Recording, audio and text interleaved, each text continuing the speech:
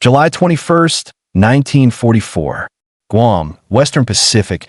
The jungle breathes, not metaphorically, literally. Damp air moves through tangled palms and sword-sharp grass, carrying the smell of cordite, rotting leaves, and burned oil. Somewhere inland, a single rifle cracks, then silence. PFC James Red, Harlan, 3rd Marine Division, lowers his M1 Garand and listens. Sweat runs into his eyes.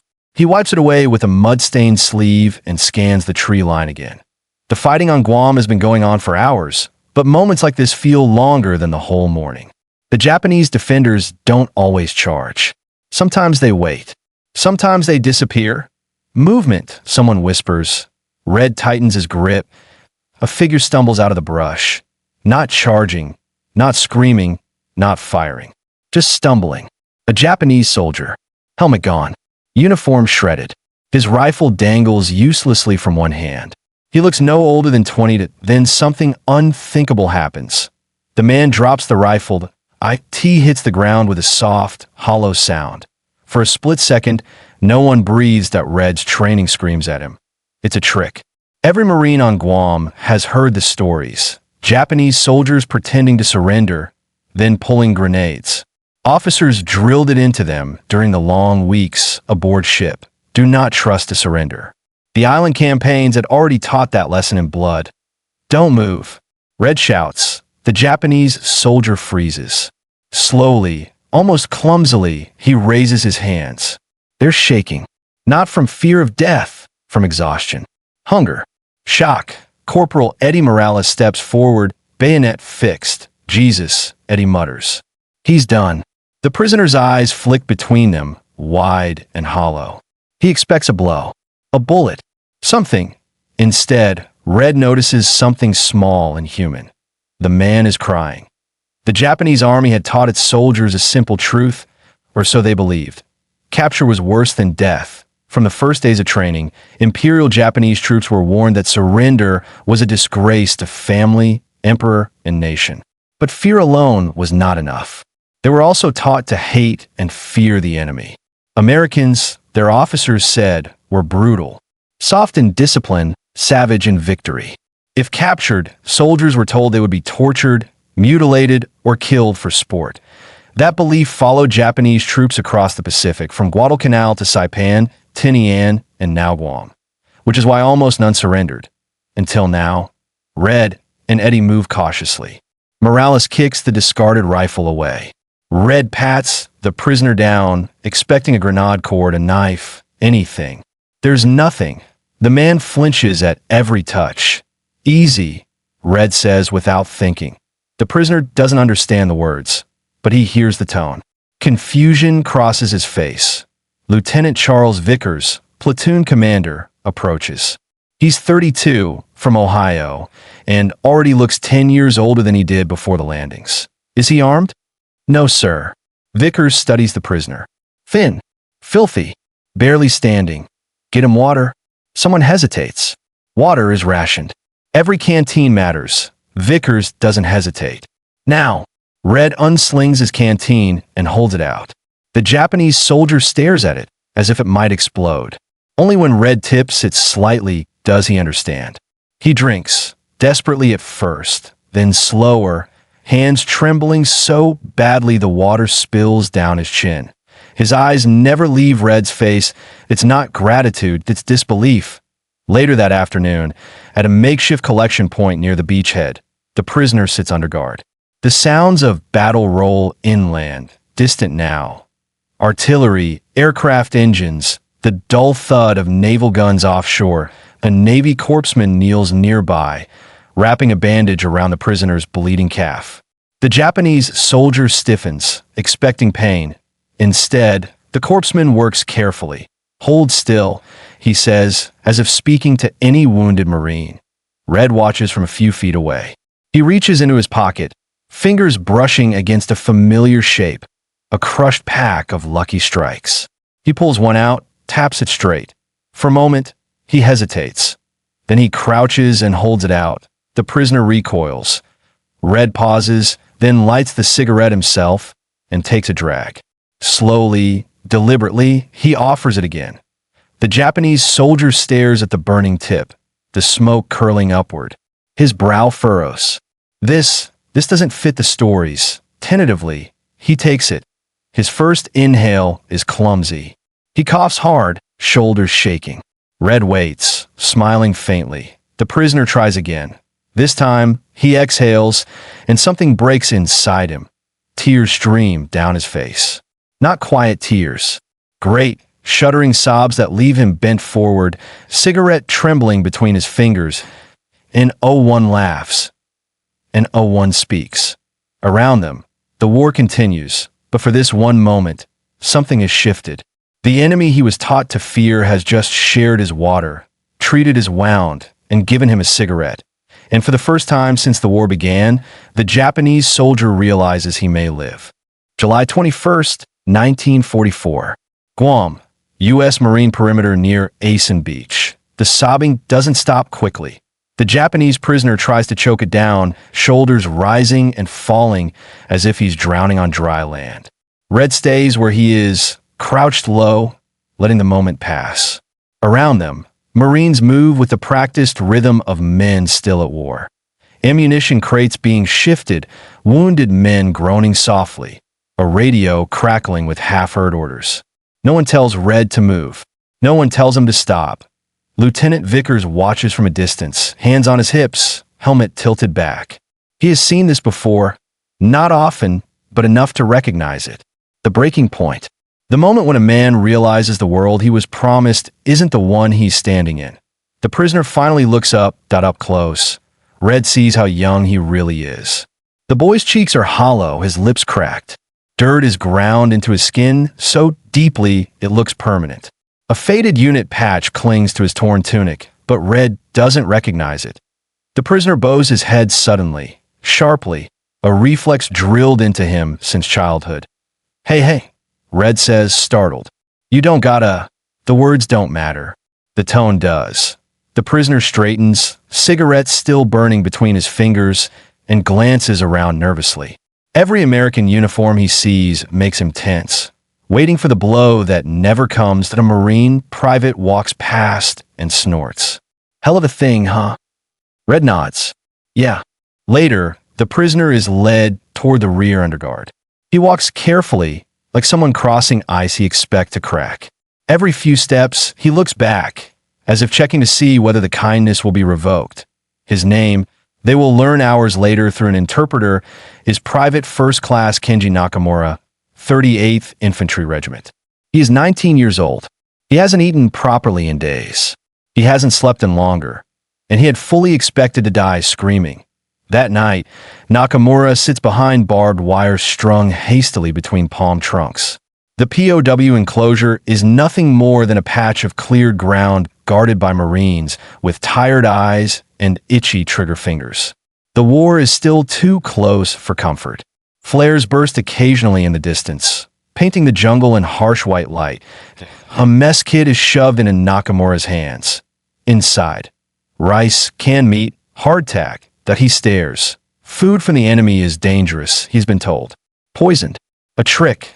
The Marine watching him, Private Louis Kramer, Brooklyn accent thick as rope, notices the hesitation. It's chow, Kramer says. Eat. He pantomimes chewing. Nakamura's hands shake as he lifts the spoon.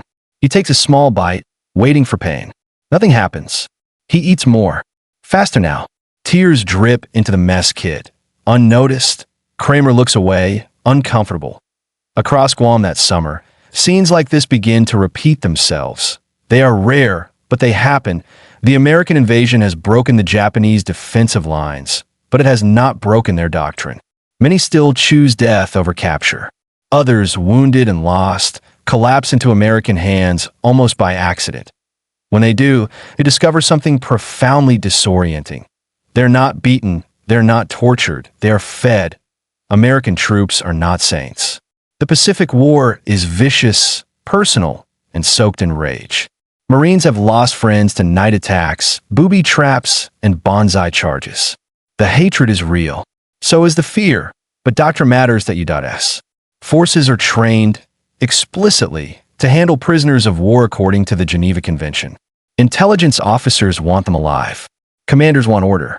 Medics treat whoever bleeds. And sometimes, individual soldiers do something no manual can mandate. They share what little they have, a cigarette, a canteen, a blanket, small things.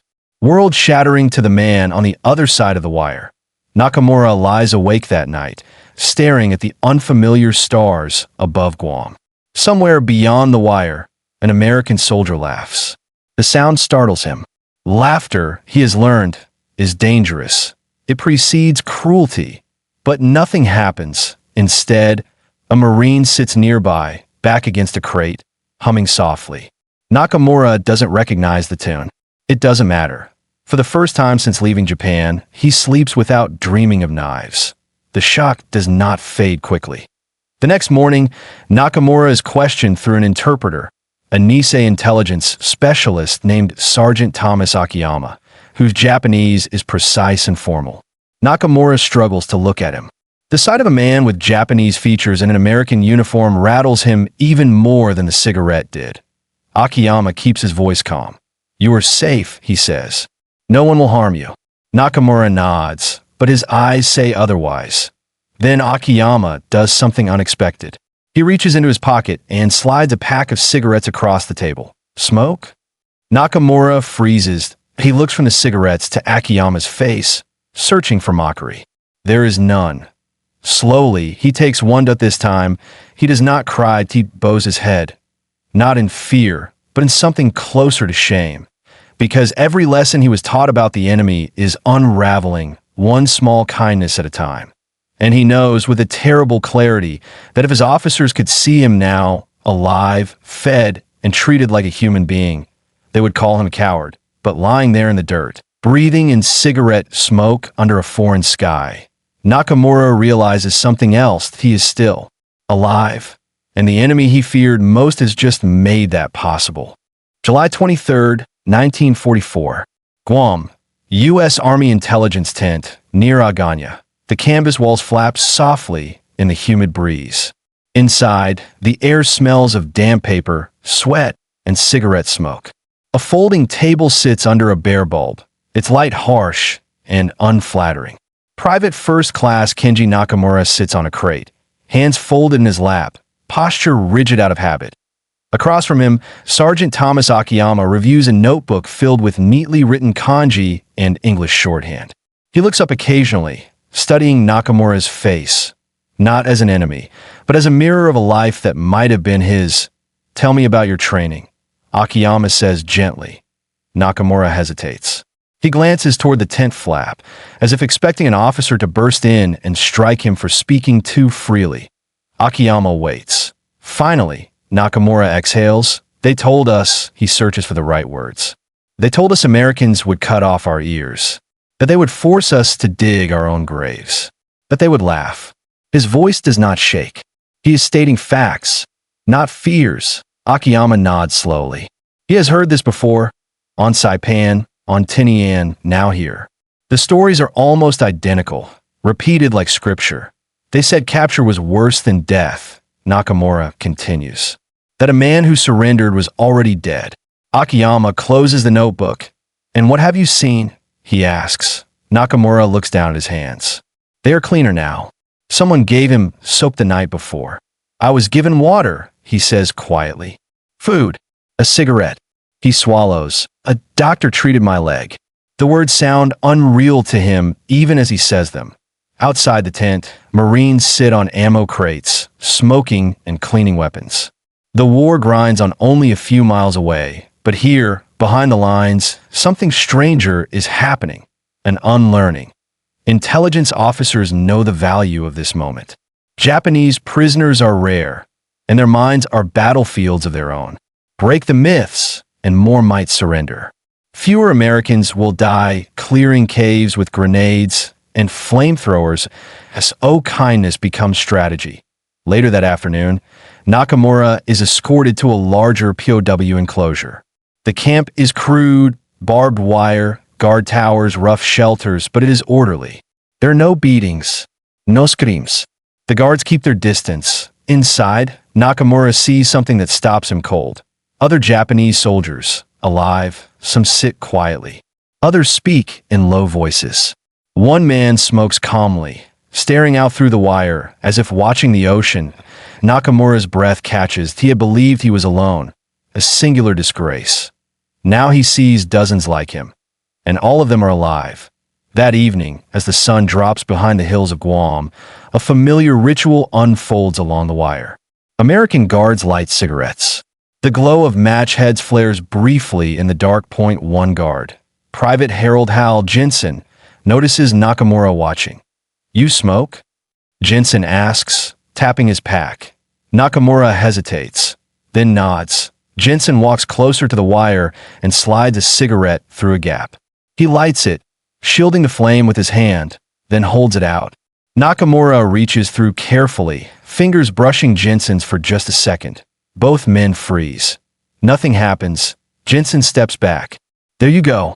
Nakamura bows instinctively. Jensen scratches his head, embarrassed. "Oh yeah." They both smoke in silence. For Jensen, it's nothing. A cigarette is a cigarette. He's from Iowa. His father shared smokes with German POWs during the last war. This feels normal enough. For Nakamura, is another crack in the world he knew. He watches Jensen laugh with another guard. Watches him complain about the heat. Watches him swat at mosquitoes like any other man. This is not the monster he was promised. That night, Nakamura speaks quietly with another prisoner, Corporal Hiroshi Tanabe, older and more composed. Tanabe has been in the camp for 3 days. Long enough to understand the new rules. "They will not hurt us," Tanabe whispers. "Not unless we give them reason." Nakamura shakes his head. "What?" Tanabe stares out at the darkness beyond the wire. "I do not know," he says. "But it is true." A pause. "They even gave me cigarettes," Tanabe adds, almost incredulous. Nakamura lets out a weak, disbelieving laugh, the first in months. Across the Pacific, this same moment is unfolding in different forms on Saipan. Prisoners stare in shock as American medics treat them alongside wounded Marines. And on Tinian, Japanese captives are handed rations identical to those of their guards. Each time, the reaction is the same: fear, suspicion, then disbelief. The cigarette becomes a symbol, not of friendship, not of forgiveness, but of humanity. Nakamura lies down on his blanket, the rough fabric scratching his skin. He thinks of home, of his mother, who believes her son will die gloriously or not at all. He wonders what she would say if she could see him now, alive because an enemy shared his food and his smoke. The thought brings both comfort and pain. Outside the wire, a Marine lights another cigarette. The match flares, briefly illuminating his face. Nakamura watches the flame. And for the first time, he understands that the war he was fighting was not only against the enemy, but against the lies that shaped him. August 2nd, 1944. Guam, Japanese POW enclosure, outskirts of Aganya. Morning arrives without ceremony and shouted orders. No meetings, no guards kicking men awake. Instead, the day begins with a low clatter of mess kits and the murmur of unfamiliar voices speaking English. Nakamura opens his eyes slowly, half expecting the illusion to collapse. It doesn't. A Marine stands at the wire with a clipboard, calling out numbers. Prisoners file forward in small groups. Nakamura follows, heart pounding. Any movement in formation once meant punishment. Here, it means breakfast, rice, powdered eggs, coffee, bitter but warm. Nakamura eats quietly, but his eyes are everywhere. He watches how the guards behave, how they joke among themselves, how one of them, a tall corporal with freckles, offers a cigarette to an older Japanese sergeant who hesitates, then accepts. The sergeant bows deeply. The corporal awkwardly waves it off. This is wrong. Everything about it is wrong. Word spreads quickly among the prisoners, not in speeches. In whispers, they do not beat us. They feed us. They let the wounded live. And most astonishing of all, they share their cigarettes. For soldiers raised in an army where officers hoarded comforts and punishment flowed downward, the idea that an enemy-foot soldier would give away something as precious as tobacco is almost incomprehensible. Cigarettes are currency in war. Comfort. Calm. A reminder of home. Give one to the enemy, is to do something the Imperial Army never would. That afternoon, a new group of prisoners is brought in, captured in the hills during a cave clearing operation. They are filthy, terrified, some wounded.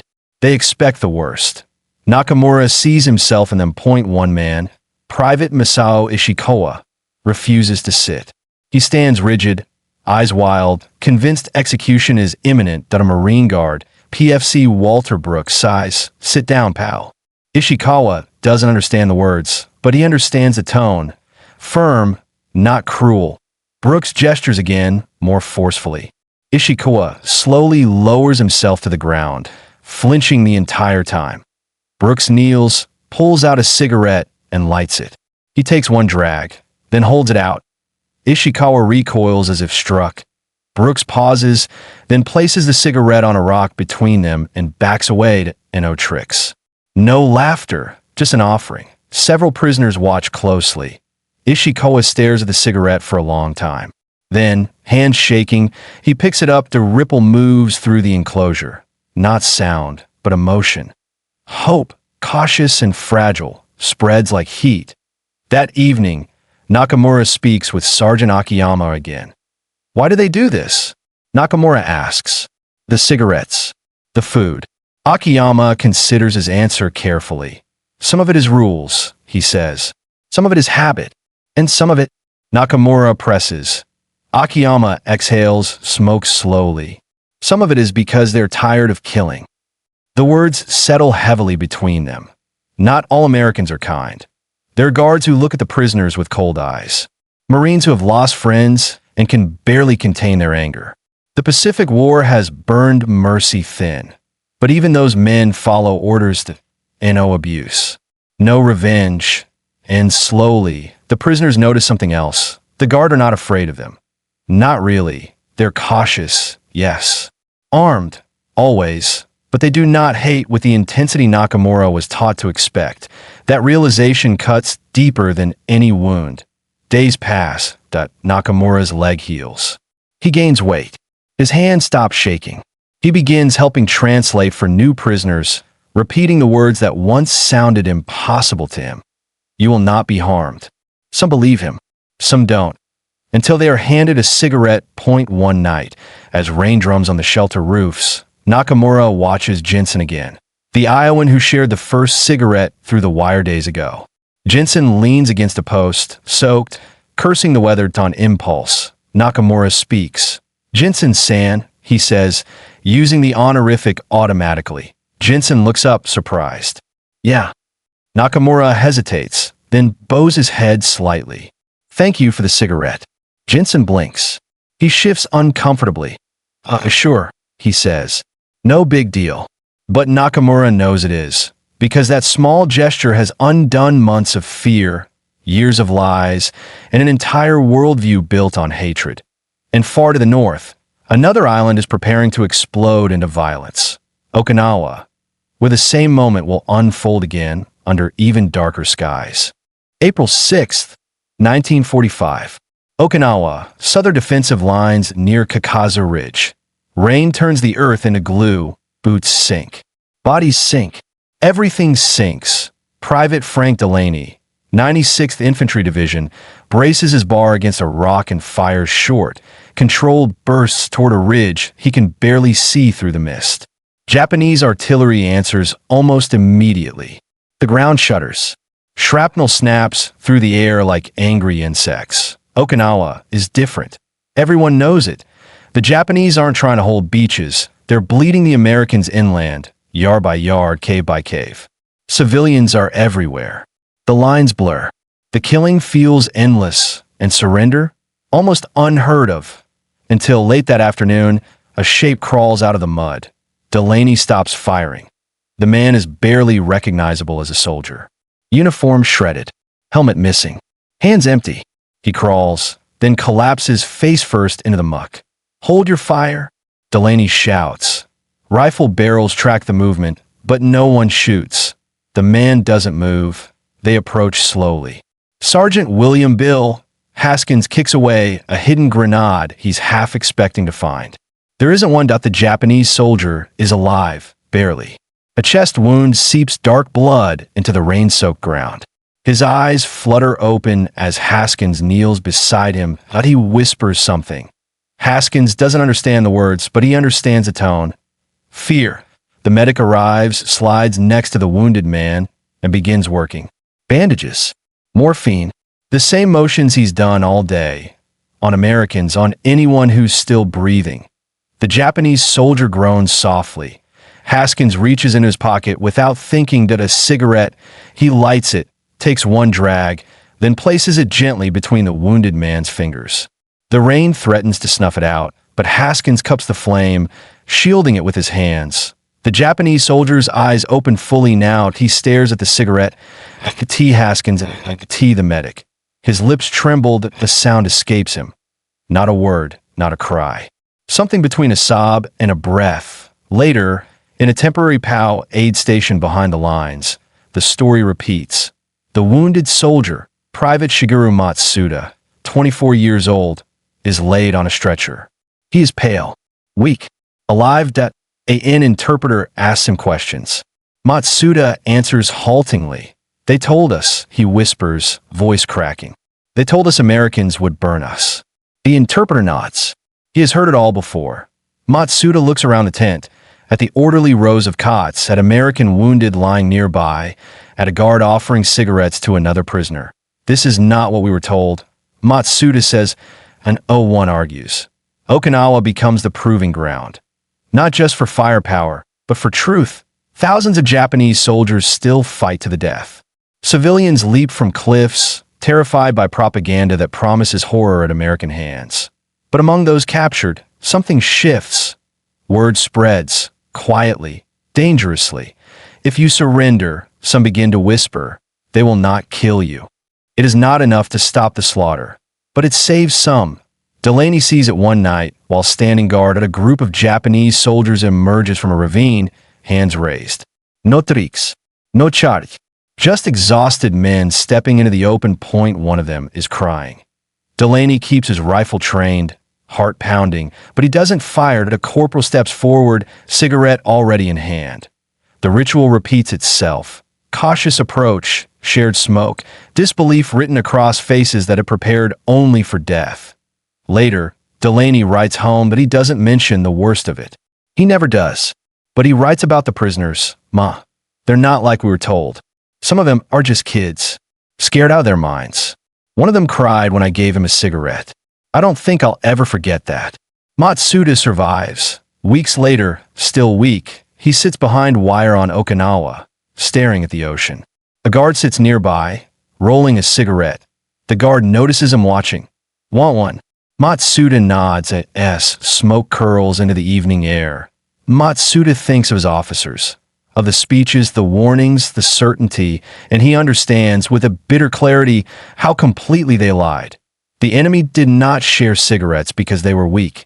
They shared them because they believed something his own army had forgotten. That even in war, a man is still a man. May 12, 1945. Okinawa, U.S. 10th Army POW compound near Naha. The camp hums with low, constant sound, voices. Boots on gravel. The rattle of mess tins. Somewhere, a radio plays faint big band music, its cheerful brass notes drifting oddly across barbed wire and guard towers. Private Shigeru Matsuda sits on an upturned crate, a blanket around his shoulders. His chest still aches when he breathes deeply, but the pain no longer scares him. Pain means he survived. Across from him sits Corporal Daniel Reeves, military police, thumbing a deck of cards. Reeves is 26, from Oregon, and bored out of his mind. Guard duty at a POW camp isn't what he imagined when he shipped out. You play? Reeves asks, holding up the cards. Matsuda hesitates. He has never played American cards. Games during training were rare, discouraged. Leisure was weakness. Reeves shrugs. No buetis. He lights a cigarette instead and, after a moment's thought, offers one across the space between them. Matsuda accepts. This is no longer shocking that IT is simply strange that be why the spring of 1945, American forces have learned something hard and valuable. Kindness talks. Not kindness born of softness, but of calculation, discipline, and humanity. Psychological warfare officers distribute leaflets promising fair treatment to those who surrender. Loudspeakers broadcast messages in careful Japanese, spoken by men like Sergeant Okinawa. You will be fed. You will not be harmed. Some soldiers laugh at the messages. Others listen. And sometimes, men walk out of caves holding nothing but their fear. Matsuda is asked to help. Not immediately.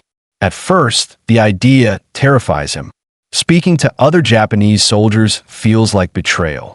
The coat of shame still wraps tight around his chest, but then he remembers the cigarette in the rain, the medic's hands, the absence of cruelty.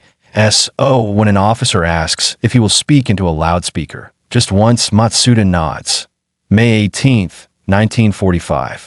Okinawa, forward line near Shuri. The loudspeaker crackles that Matsuda's voice sounds thin to his own ears. I am Private Shigeru Matsuda of the Imperial Japanese Army, he says carefully.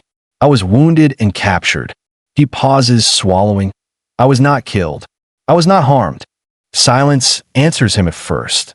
Then a voice from the darkness shouts something angry. Another laughs bitterly. Matsuda closes his eyes and continues. They gave me water. They treated my wounds. They shared their cigarettes. He opens his eyes. I am alive. The loudspeaker clicks off, and "Oh, surrender" follows immediately. But later that night, 2 figures appear from the shadows. Then 3 more. Back at the camp, Reeves listens as Matsuda recounts the experience, voice still shaking. You did good, Reeves says, handing him a cigarette. Matsuda looks at it for a long moment before taking it. Why do you do this? He asks again. The cigarettes. Reeves exhales slowly. My old man fought in France in the last war, he says. Said the Germans were just guys in different uniforms. Guess it stuck. Matsuda nods, unsure how to respond. Different uniforms. That simple idea still feels dangerous. Not every story ends this way. Some prisoners remain bitter. Some guards remain hostile. Fights break out. Fear doesn't disappear just because the wire goes up, but something fundamental has shifted. Japanese prisoners begin to talk among themselves. They compare notes. The myths weaken. It did not torture me. They fed me the same food. They gave me cigarettes. Always the cigarettes. Always that small, impossible detail. Matsuda writes a letter home. Carefully supervised, censored, brief that he does not say he is treated kindly, he simply writes, I am alive. When he seals the envelope, his hands trembled. He wonders if his family will believe it. He wonders if he would have believed it. Once, outside, Reeves lights another cigarette as the sun dips low over Okinawa. He taps the pack, offers one through the wire. Matsuda takes it without fear. The war is not over, but for some, the enemy has already stopped being a monster. June 10th, 1945. Okinawa. Hills overlooking the Shuri line. The cave mouth yawns open like a wound in the earth. Captain Robert Ellsworth, Psychological Warfare Division, studies it through binoculars.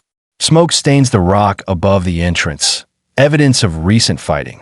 Somewhere inside, Japanese soldiers are still alive, still armed, still convinced surrender means agony.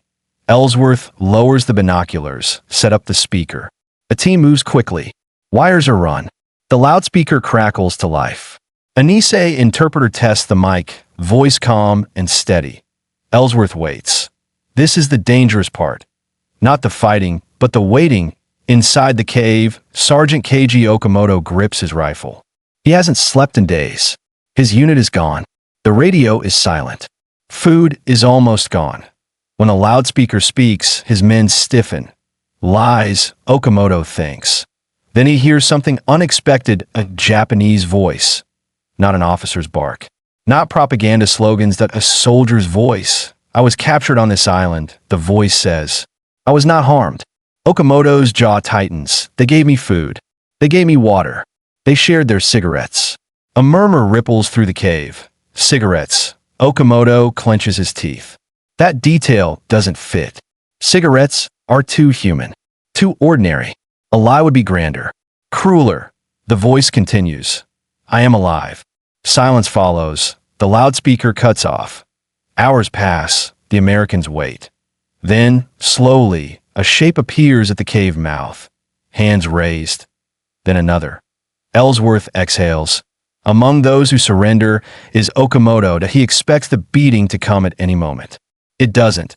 Instead, he is searched, disarmed, and handed over to guards who treat him with cautious professionalism. A medic checks his feet. Another guard hands him a canteen. Then, a cigarette. Okamoto stares at it, stunned. This was the detail that broke him. By the summer of 1945, intelligence reports note something unprecedented.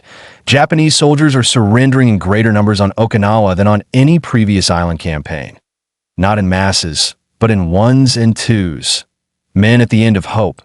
Men who heard a voice, remembered a cigarette, and chose life that in the POW camps, prisoners trade stories. Not heroic ones, small ones that a Marine who shared his rations, that a guard who treated a wound carefully, a cigarette offered without expectation. These stories spread faster than fear ever did. Ellsworth writes in his after-action report, "The most effective counter to enemy indoctrination has not been force, but consistent humane treatment. Specific details, such as food and tobacco, appear to carry disproportionate psychological weight." He underlines tobacco twice. Okamoto sits behind wire that evening, staring at the sunset. A guard, Private Samuel Ortiz, New Mexico, sits nearby, rolling a cigarette by hand. Ortiz notices Okamoto watching. "Smoke?" Okamoto nods slowly to A.S. Ortiz lights the cigarette. Okamoto bows deeply, not in submission, but in gratitude. Ortiz shifts awkwardly. "Hey, it's okay." Okamoto exhales smoke into the fading light. The empire he fought for demanded his death. The enemy he feared offered him a cigarette. The realization feels heavier than defeat. August 16th, 1945. Okinawa, U.S. POW camp near Naha. The radio crackles, then goes quiet. For a moment, no one speaks. The war is over. Not with gunfire, not with a final charge, but with words spoken thousands of miles away. The guards hear it first, gathered around a table, leaning in close. Some smile. Some just sit down, suddenly unsure what to do with their hands. Behind the wire, the Japanese prisoners sense the shift before they understand it. Guard are talking differently. The tension that has lived in their shoulders for months eases, just slightly. Private Shigeru Matsuda watches as Corporal Reeves lights a cigarette, then realizes something strange.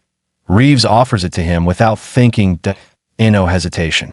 No calculation, just habit. Matsuda takes it, hand steady now. The days after the surrender are confusing. There is relief, but also fear. What happens to men who have surrendered dishonorably and then lost the war? Rumors ripple through the camp. They will execute us now. They will send us to labor camps. They will hand us over to our own officers. None of it happens. Instead, routines continue: food, medical care, roll calls, and cigarettes. American officers receive new orders. Maintain discipline, prepare for repatriation.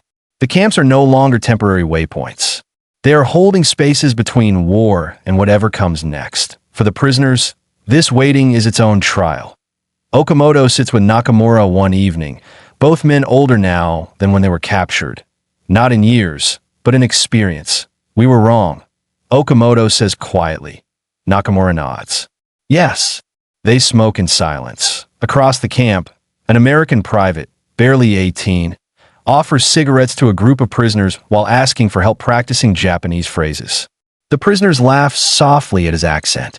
The sound still surprises them. Laughter had once been a warning. Now it is just laughter. Some Americans struggle with this transition too. Frank Delaney writes again to his mother. "It's strange, Ma. The guys I was shooting at a few months ago are just here. We smoke together sometimes. I don't know how I'll explain that back home." He folds the letter carefully. He knows he may never find the words. As weeks pass, prisoners begin to believe what once felt impossible. They will go home, alive. Not as heroes, not as martyrs, but alive. And that knowledge is heavier than chains. One afternoon, Matsuda helps an older prisoner write a letter. The man's hands shake too much to hold the pen. "Do you think they will believe us?" the man asks. When we tell them how we were treated, Matsuda thinks of the cigarettes, the food, the medic's hands. I don't know, he says honestly. But it is true. At dusk, Reeves stands by the wire, watching the sky turn orange over Okinawa. He lights his last cigarette of the day. Matsuda stands opposite him. For a moment, neither speaks. Then Reeves holds out the cigarette. Matsuda smiles faintly and waves it away. No, he says, carefully choosing the English word. You. Reeves hesitates, then grins. All right. Matsuda watches the smoke rise. The war has ended, but the memory of that small, impossible kindness, shared in the middle of mud, fear, and lies, will follow him home, long after the wire comes down. October 3rd, 1945. Yokohama Harbor, Japan. The ship's horn echoes across the water, long and hollow. Rows of Japanese prisoners, now officially repatriates, stand on deck as the coastline comes into focus. Burned warehouses, broken piers, a city reshaped by war and fire. Some men grip the railing. Others stare straight ahead, faces carefully blank. Private Shigeru Matsuda feels his knees weaken as the ship slows. He has imagined this moment for months, but imagination did not prepare him for the weight of it. Home. Alive. Behind him, an American sailor lights a cigarette and offers one out of habit. Matsuda shakes his head, smiling softly. He doesn't need it now. The gesture itself is enough. The disembarkation is orderly. Names checked. Papers stamped. No shouting. No estriques. The Americans are brisk, but polite. Efficient. Distant now. The war version of them fading into memory. Matsuda steps onto the pier and feels solid ground beneath his feet for the first time since Okinawa. A Japanese official watches him closely, eyes sharp, searching for signs of disgrace. There are many things Matsuda does not say. He does not say that an American medic saved his life. He does not say that a Marine shared his last cigarette in the rain. He does not say that the enemy treated him better than his own officers promised they would. Those truths are dangerous here. Across Japan, thousands of former prisoners return with similar silences. Some are interrogated harshly. Others are ignored. Many are simply told to go home and rebuild what little remains. Their stories do not fit the narrative of noble sacrifice or glorious death, as the stories stay small, private, shared only with those who were there. In a small town outside Niigata, Matsuda's mother opens the door and freezes. For a moment, she does not recognize him. Then she cries out his name and pulls him into her arms. He smells smoke from the cooking fire. Rice. Home. He does not tell her everything. But later, as they sit together in the quiet evening, she notices the way he rolls a cigarette with practiced ease, a habit he never had before the war. Where did you learn that? She asks. Matsuda hesitates. From the enemy, he says. She looks at him sharply. He meets her gaze, calm and unashamed. They were not what we were told. She says nothing more. Across the ocean, the Americans go home too. Frank Delaney steps off a train in Pennsylvania, thinner than when he left, eyes older. His mother hugs him tightly. His father claps him on the shoulder and hands him a cigarette without a word. Delaney takes it.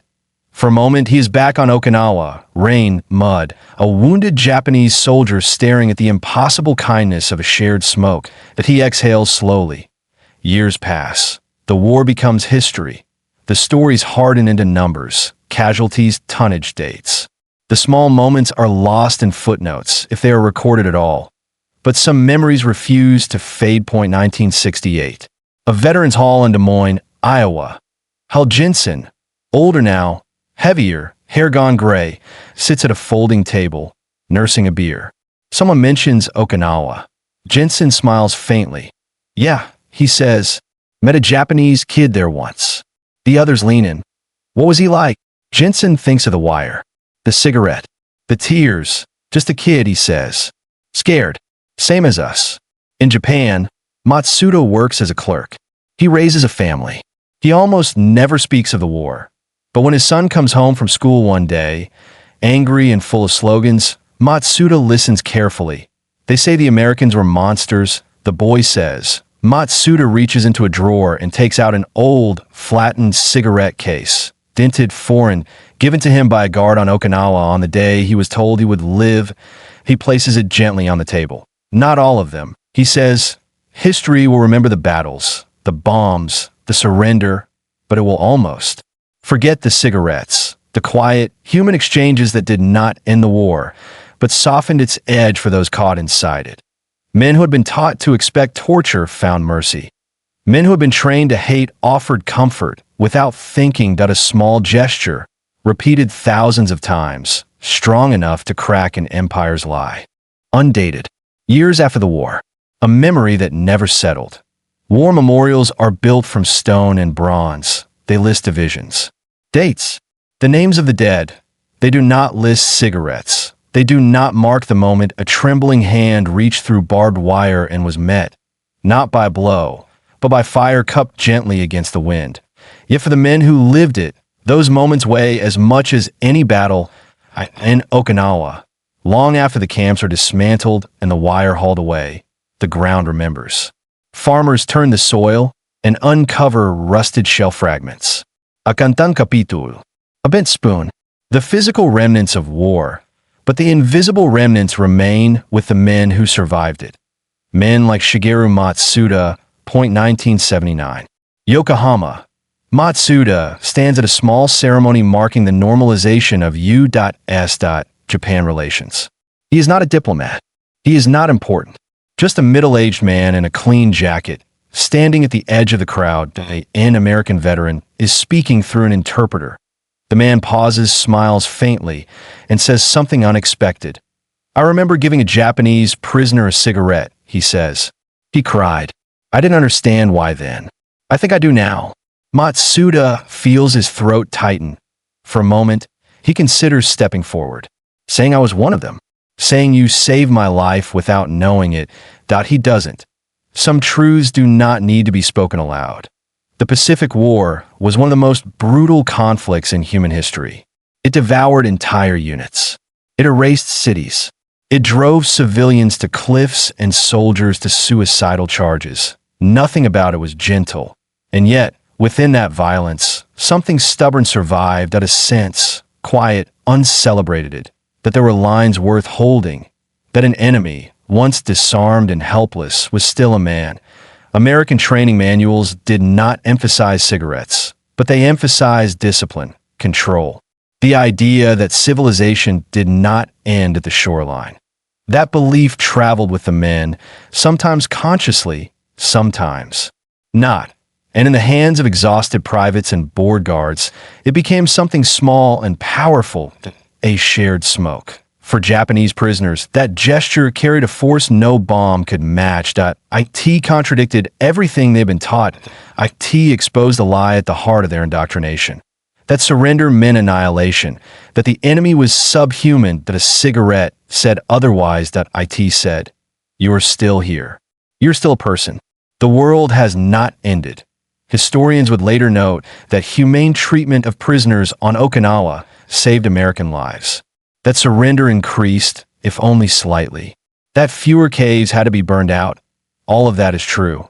But it misses the point. The cigarettes did not matter because they were strategic. They mattered because they were human. When the last American veterans pass away and the last Japanese survivors follow them, the story will not live in official archives. IT will live in the habits passed down, in a man who always shields a match from the wind. Even when alone, in a father who teaches his son that enemies are not myths, in a memory of smoke. Rising gently into rain on islands like Guam and Okinawa, captured Japanese soldiers learned, too late to change the war, but not too late to change themselves, that the enemy they feared was capable of mercy. And the men who offered that mercy rarely thought twice about it. They were just sharing a cigarette.